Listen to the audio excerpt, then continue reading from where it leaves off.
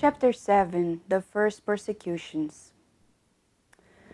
Our Stephen is now in prison after talking to Saul and the people in the Sanhedrin, which became very furious and upset with his new teachings.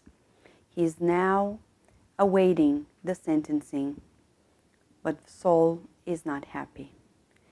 As Emmanuel says at the first lines of the chapter, Saul was struck by Stephen's courage for having confronted his authority and fame.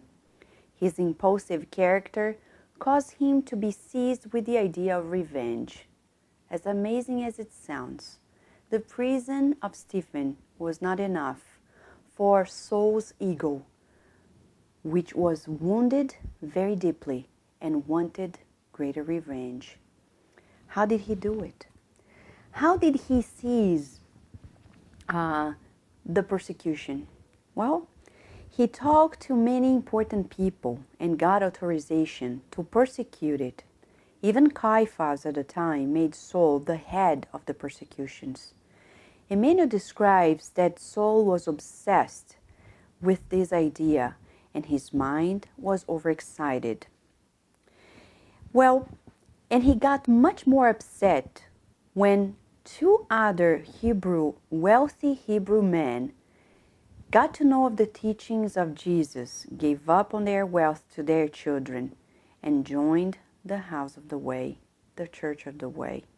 Well, for him, he needed to take serious measure, cut those ill things at the root. On the other side, Peter and John thought that Stephen was right in whatever he did, but James thought that Stephen should have been more agreeable with the teachings of the Pharisees. This is very interesting to us. In this book, we'll find many lessons for Spiritist practitioners. Some like this. Among our very colleagues in our Spiritist centers, we may find those who agree with us and others who not certainly, which is very common. But still, what's most important is our clean and clear conscience about it.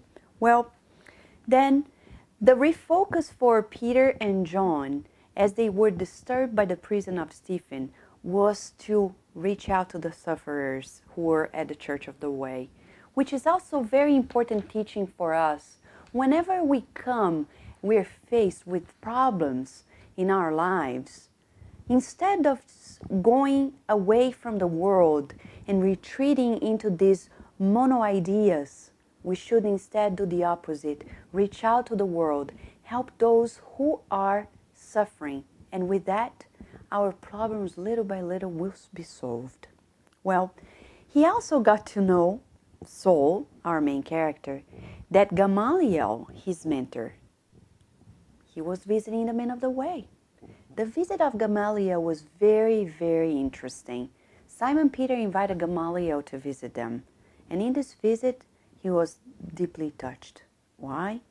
First, because he found it very interesting that for the first time, people who were talking about spirituality were putting together efforts not only to elevate themselves, but to reach out to people who are suffering. Something that the Hebrews at the time, mostly the Pharisees, never thought about. He was in deep awe with everything that Simon Peter and his team were doing in the name of Jesus. He couldn't understand it much, the message of the Christ.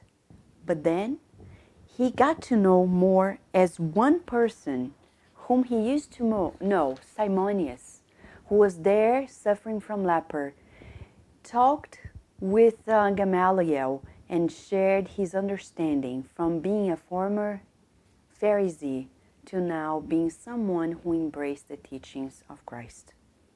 And he said, Gamaliel, if I were not suffering the way that I am, I wouldn't understand this message either. Because Jesus said he came for the sick. And that's why I now understand his message. So later on, we're going to talk about it when suffering makes us more permeable to life's truth. But that's another chapter. for now, we have the greatest lesson of letting go of our egos, something that was the primary cause of persecutions to the Christians at the time. In the Spirit's book, at the very beginning of the Prolegomena, we have many spirits saying that good spirits only aid those who serve God with humility and lack of self-interest. That was not the case for Saul at the time. He was deeply motivated by self-interest. He wanted to be the head of the Sanhedrin. He wanted fame. He wanted to be called the victorious. Well, as victor as he thought he was missing the boat, as we say nowadays. And he will find himself later.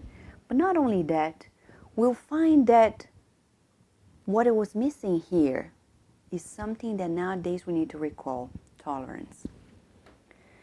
Gamaliel asked this very question: how can we be tolerant and at the same time be sure that we repress the ills in life?